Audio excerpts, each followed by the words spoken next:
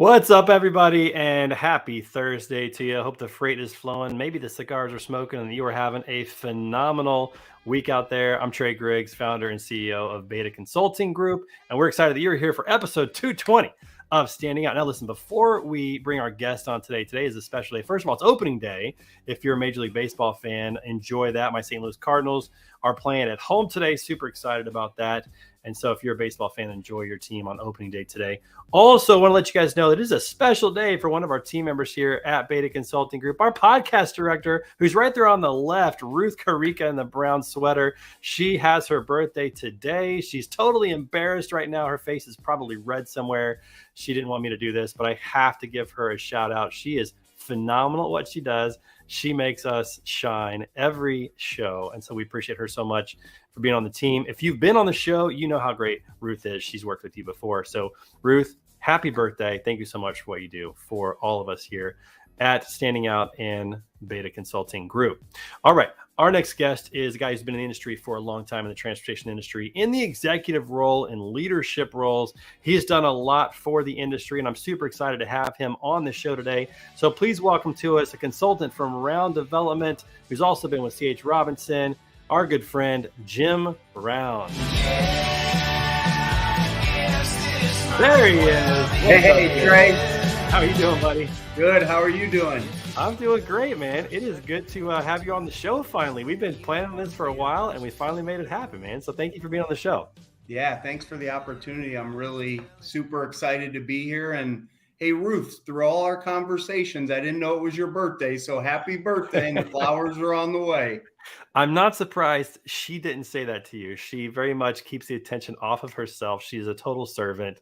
And so I'm not surprised she didn't tell you that. But everybody knows now, and it's on LinkedIn. So it's just too late. It's just the way it is. Maybe I don't know, hopefully she stays working with us. I may have messed myself up there. But no, we love having her on the show. Okay, so first of all, are you a Ted Lasso fan? We did the Ted Lasso theme here today to bring you on the show. Are you a Ted Lasso fan? I'm a huge Ted Lasso fan, but I haven't started the new season yet. So I'm traveling to Portland Monday, and I'm downloading all the episodes. Oh, that's awesome. Yeah, that's such a great show. I just love what they talk about on that show. It's very comical, but also talks about mental health, and it's just wonderful. Look at that. Our friend Tommy Thompson's on there. You know, Tom. He's excited to have you on the show today. Thanks for watching, Tom. Hope everything's going well for you down in Springfield. Are you rooting for our Cardinals today? Hope you are. Yeah, Ted Lasso is a great show, and I'm glad that it's back on because that's just one of my favorite shows out there. 100%. All right. So with that said, it's also opening day. All right. So let's talk about baseball real quick for a moment. Who do you got this year? Who are you excited about? Who's your team that you follow 100%? And then who do you got as maybe being a really good team this year? So I grew up in Minnesota, so I've always been a lifelong Twins fan, but I moved to Dallas in '84. So the Rangers are the team that I root for. And with our revamped rotation, my 12-year-old's actually at the game, but we got DeGrom on the mound today. So I don't know. I still like the Padres. It's hard to argue with that lineup, especially when Tatis gets back shortly. They've made some good moves. There's some teams that have put some dollars into getting some good talent, but it all matters if they actually have chemistry together and how they play. I'm always excited for my Cardinals. It seems like they're always close or around, the top, and then they've got a good team this year. So we'll see how they do. But I'm a big Redbirds fan and a Royals fan because I grew up in Kansas City. So I always want to see them do well. But, the Royals seem to do well for about 60 days. Exactly. and then they just fizz out a little bit. So we'll see. We'll see how it goes this year. They had a good spring training. So hopefully they'll have a good season as well. Well, my brother's a huge Royals fan, and he said to me on the way over to the office today, I just want them to be competitive. Yeah. I just want to see some hope into the future. Yeah, that team will support them if they win. We saw that in 2014 and 2015, that is for sure. But who knows? Maybe we've got another Cardinals-Rangers rematch of the World Series of 2013 or 2011. That could be fun as well. So yeah, don't bring that up. We won't talk about that. Hey, John, thanks for watching the show. Good to see you, my friend. John's down there in Dallas. He's spinning. He's got vinyls down there on repeat, man. He's a vinyl man. So good to see you. All right. Okay. So we got to jump in here, Jim, and talk about this. I'm really excited to have you on the show. But before we do that, I want you to have a chance just to give everybody a little bit of an insight into your career a little bit and what you're doing now with Rounded Development. Yeah, absolutely. So I feel like, Trey, that I was one of the very lucky and fortunate ones. When I got out of college in '92, I got a job. And that's what I thought it was with C.H. Robinson.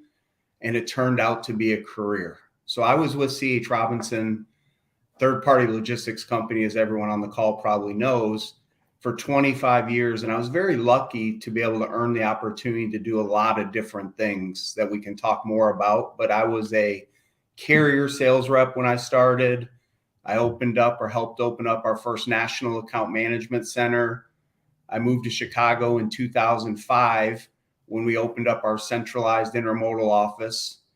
And then one of the coolest things I've ever done is in November of 12, C.H. Robinson bought a company called Phoenix International for $635 million. So no small change. And I was asked to be one of the 2 or 3 people to head up this worldwide integration. And then my last job was I was the West Coast director over air and ocean. So, over my career, I've been able to do a lot of different things and experience pretty much all modes and services.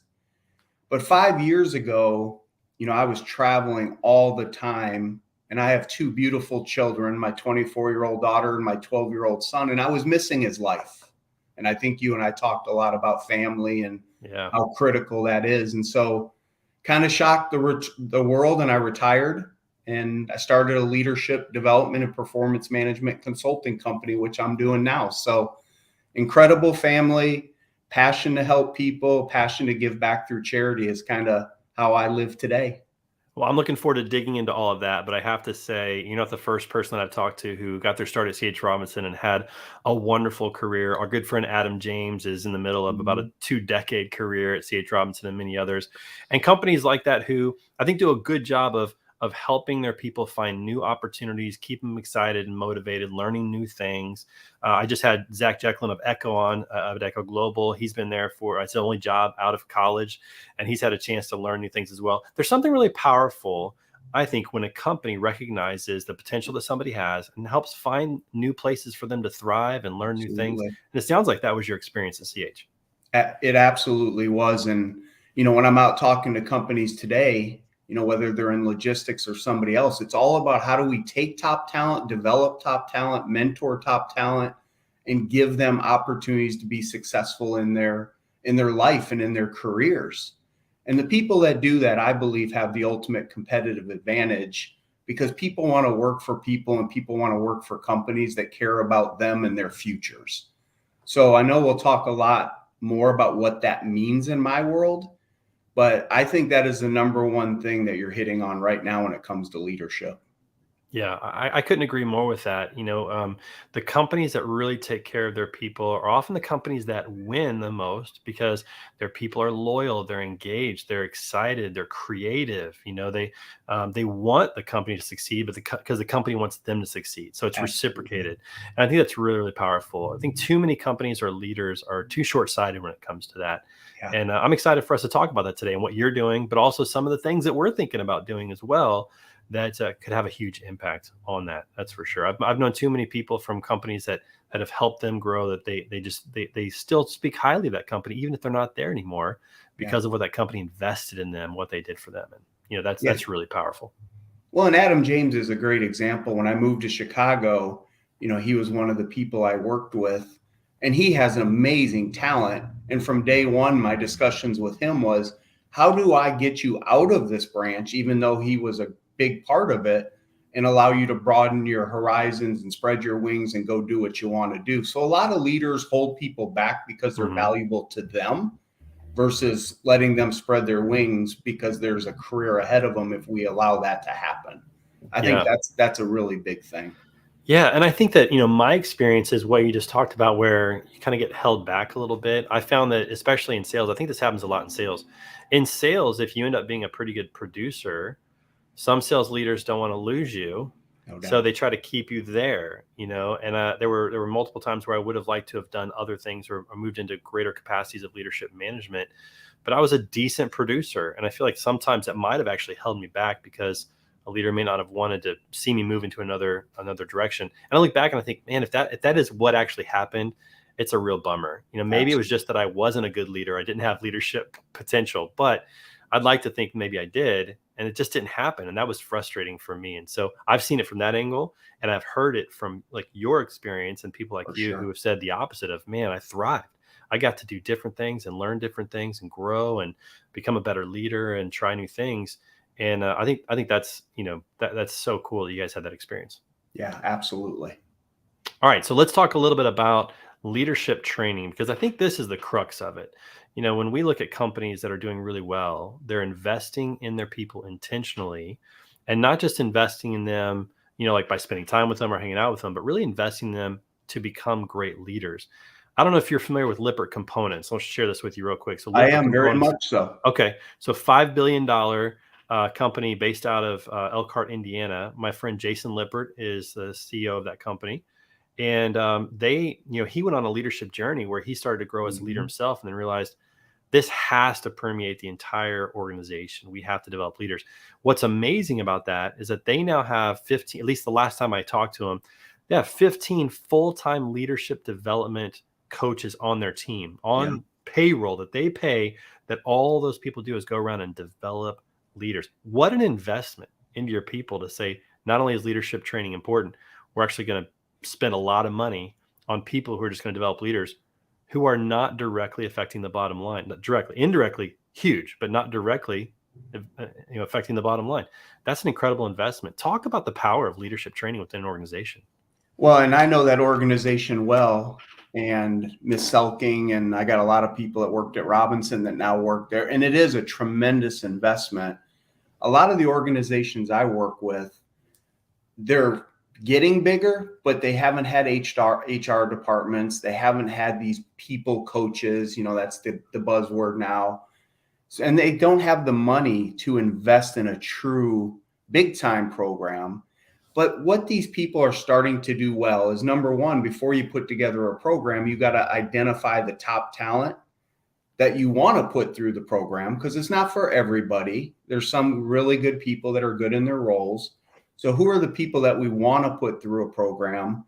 And then what does that program look like? And how do we sustain that over time? Because too many companies say they want to do it. They put it in the budget. They go through one class or two classes and never talk about it again. Yeah. So people are excited short term, but nothing changes long term. There's no sustainability in that model. And that's what Lippert has done so well, is say, we're building out a year-round program for everybody. Yeah. It So the becomes number part of one the thing DNA of the is company. part of I mean, their it really DNA. becomes who they are. Yeah. So the companies that are really successful is the ones that say, hey, let's put together a 3-month plan or a 6-month plan to really launch it. And then who's the mentor that's doing the employee one-on-ones and continuing those development discussions? Those are the companies that truly, in my humble opinion, are going to survive any market and are going to thrive long term, if that makes sense. Yeah, no, it makes perfect sense. Do you think the reason that companies don't do it is maybe because they're too busy, or is it because maybe they don't feel like they're qualified to actually do it? Because I think sometimes we feel like, well, I don't know if I'm a great leader. How am I going to teach somebody else? Or sometimes we're just running too fast. What do you feel like are some of the main reasons that companies don't make this investment long term? I think the number one thing is, people always say I'm too busy. And my answer is, how are we too busy to spend time with our number one asset, our people?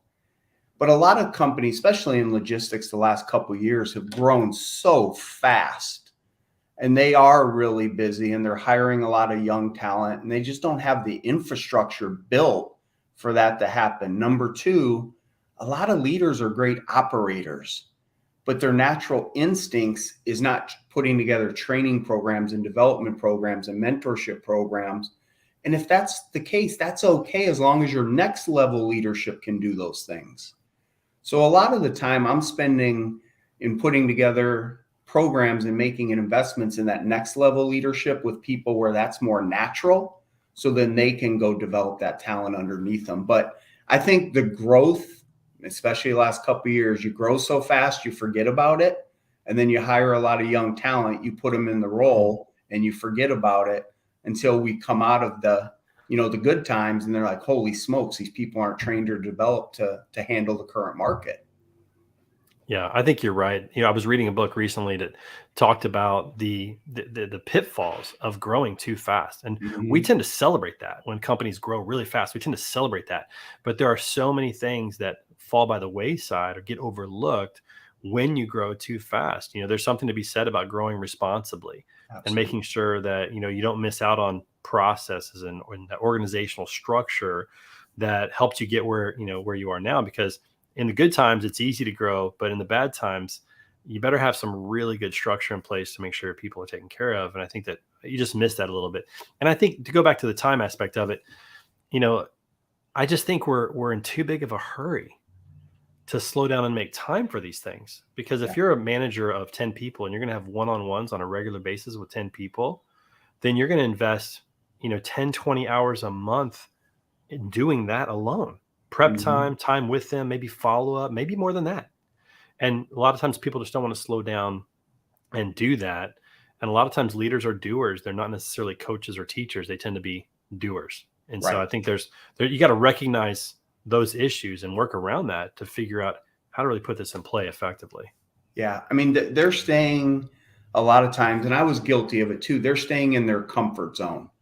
And the way I like to describe it is we need to get a little comfortable being uncomfortable.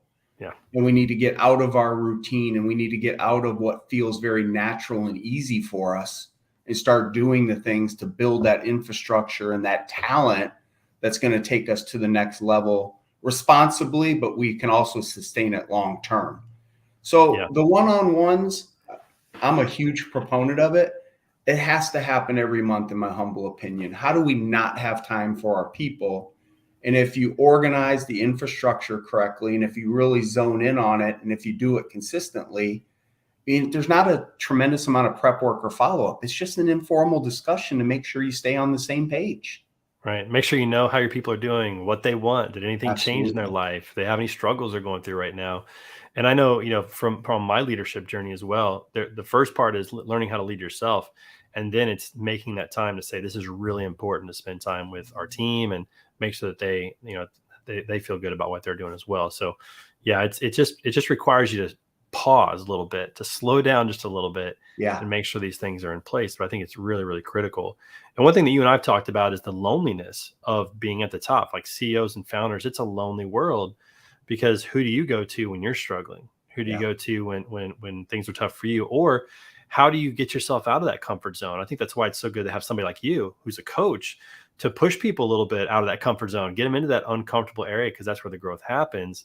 And you and I've talked about the value of that, and what it might look like to put together an event where CEOs and founders come together and really help Yeah. each other out. Talk a little bit about the value of, CEOs, building a network and connecting with each other to help each other out through some of those tough times as well.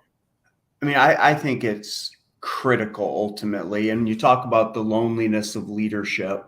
It can feel lonely at the top, and there's tremendous amount of stress around budgets and business planning and talent and the economy and markets. It can feel really lonely. The thing I would say is at times we isolate ourselves, and there's two ways to overcome that. Number one is your internal team, but number two is building out that external network, which you've done such an amazing job with. But you want to have mentors internally, but you also want to have mentors externally and people you can talk to and that understand what you're going through. So as we talk about the event you referred to, I mean, those are the opportunities for people to really do that. Because when you're at the top, sharing those experiences with somebody else that's gone through that and is going through that is just so important in my mind. But it's Yeah. also about building the right infrastructure internally. Are you bringing your key leaders along for the ride? Do they feel what you feel? Are they bought into what you're bought into? So there's an internal component to it that can overcome that, but that external component, like I said, is really critical. Yeah, I can certainly say this as a new entrepreneur, and I'll still classify myself as that, pretty much very much a startup entrepreneur. John, you're absolutely right. Got to care about people. I love that. But as a new entrepreneur, I've been blessed by so many other entrepreneurs and CEOs who have given me 15 minutes of their time, 20 minutes of their time, our conversations that we've had, and so many others that have just helped me see things from maybe a different perspective or get outside of myself a little bit. Help me walk through some challenging times, pivots that need to happen, all those types of things. It's been so good to have a great network of people helping me out. Absolutely. And it's like, I just want to provide that for other people. So all I'm going to say to everybody listening today is keep your eyes open. There might be something coming up, that for CEOs and for executives to be a part of. So we'll Well, see and what what happens with that. what John just referred to, I mean, is spot on. And when I talk about employee one-on-ones and building relationships and listening, like John said, and getting to know people, it's all about servant leadership. Bosses walk in and they're telling people what to do. Servant leaders are walking in saying, how can I help my team and each individual be successful so that my organization is successful? So there's a huge difference between boss and what John is saying, which I think he's alluding to, just servant leadership, getting to know people, build relationships with people, know what their career paths are, and then dedicating your life to helping bring that to life. Yeah, yeah, and I think servant leadership, that's a whole other topic to dig into, but, I mean, that's the essence of being a leader, is really being a servant. I think about it from I was just talking to somebody about this recently from a parenting perspective. When you become a parent, you become the ultimate servant because your Yeah. kids can't do anything for you. I mean, you have to feed them, you have to clothe them, bathe them, clean up the poop, feed them. I mean, everything. Like, you got to do it all. Right. There's nothing that they can do for themselves, and they give you nothing back in return. That's the thing. There's nothing that they give you. So with that in mind, it's like you become the ultimate servant leader, and that's really what it should be in business as well. You're there to serve everybody else. They're not there to serve you.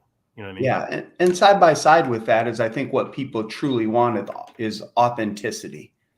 They want to Yeah. get to know their leader. They want to they want to resonate with them. They want to build a relationship. And they want to know when their leader says something, they mean it and they're going to follow through with it and it's genuine, because there's so many people that talk a good game but don't follow through on that. So I Yeah. think that authenticity is so important side by side with culture. So servant leadership, authenticity, and then do we have the right people in the right roles with the right onboarding, training, mentorship, and team building that allows people to be successful and is able to attract and retain top talent through some pretty challenging times right now? Yeah, yeah, 100%. People want to work for great people. They want to be cared Mhm. for, and they want to know that their leader is going to do what they say they're going to do. And there's just a lot in that. We could talk about this all day, but we got to pause for a moment because every day, Jim, we like to celebrate the National Day. We've got some good ones coming up. We got Palm Sunday coming up. We got Good Friday next week. But do you know what today's National Day is? You're going to like this one, I think. Yeah, I actually normally know this, but I don't today. Well, today is National Tater Day, which I'm going to assume is tater tots. I don't know if there's another use of the word tater outside of tater tot. Is there another use of the word tater, or is this tater tot day? I would imagine tater tots. We're going to have to go with that. Are you a tater tot lover? Do you like tater tots? I do. I don't eat them very often, but I do. I'll tell you what, we were on our trip. We went on our spring break trip last week that I posted about on LinkedIn, a little 9-day, 1,500-mile trip or whatever. And we went to Sonic and we actually got their tater tots. And I got to say, I think that Sonic's tater tots are the best. They were crispy on the Yeah. outside, but soft on the inside. I was in love with those. I don't know. Do you have any other good tater tots outside of Sonic? Nope, that's the only place we get them if we get them. Yeah, exactly. That's the place to have it. So it's National Tater Tot Day. If you're out there, grab some tater tots from Sonic, everybody, and enjoy. Also, we like to throw up a random question every show, just something a little fun. We let our producers put this up there. So let's go ahead and take a look at today's random question. It Perfect. is, let's see what we got here. Hopefully it's up there. Boom. All right. If you could have been born during a different era, which one would it be? Oh, I like this question. Okay, that's a good question.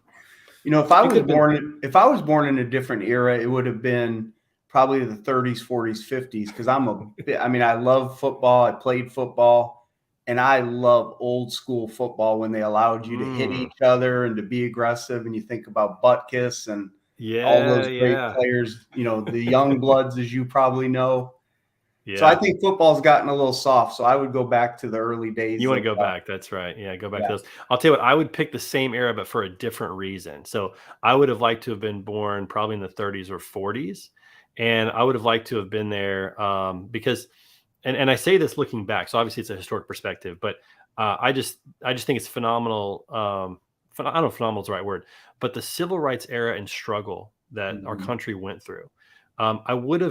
I think I would have liked to have, with my perspective today, appreciated what they did there. Now, obviously, if I was born in that era, I may have been one of the ones causing all the problems. Who knows? But looking at back on it now, I think that was an incredible struggle that we had, and I would have liked to have seen how that played itself out in real time. Yeah. I've seen a lot of movies, a lot of pictures, and all the struggles and challenges that were there. but I think it would have been something to have been there. So that would have been my reason. But the football wouldn't be bad either. I would enjoy watching a little bit more of that football. And when quarterbacks kind of got knocked out of games, we don't see that happen anymore. When you stood back there to pass, you didn't know if somebody was about to take you out from the back or not. It seems to be a little different these days. That's for sure. So, well, my 12-year-old takes me back to the 30s, 40s, 50s with football and baseball. So I've had to get on my toes with some of the history and statistics more recently. Yeah. Nice. I love that. All right. Well, that was a good question. I like that one. That was a good one. All right. So let's talk a little bit. We're going to finish this up. We got about 3 minutes left here. Let's talk a little bit about leadership training. When you go into an organization, you get a chance to work with a company. What are some of the first things that you really notice that maybe are kind of systemic across most organizations? What's like the first thing that really stands out where people and companies are struggling? I think the number one thing, and you talked about earlier, is just taking a step back and evaluating where we're at, what that structure looks like, if there is a structure, and then taking the time. You don't have to go too far too fast, but taking the time to lay out a vision of what onboarding is, what training is, what mentorship is. Do we need leadership training or sales and account management training or customer service training? But it's hard to take a step back when you're in the job. So what I like to do is help them get outside their comfort zone and take a good look inside of their business and then say, what do we need and how can I help facilitate that? I think that's the number one thing is we're so busy that we don't take a step back and evaluate the vision of where we're going sometimes. All right, let me. I love this. So let me just talk to that for a minute because I think this is huge. You said sometimes when you're in the business, you're too close. I think this is the number one reason why every organization and every leader, every CEO should have a coach. Because you think about it, we grow up with coaches, throughout our high school days and college days when we're playing sports. We have coaches who are helping us get better. They're giving us their perspective from the outside, looking in at what we're doing. I remember playing golf. Our golf coach was a PGA pro, so he was helping us understand what we were doing in the golf swing, which is always so hard to feel, as you probably know as well.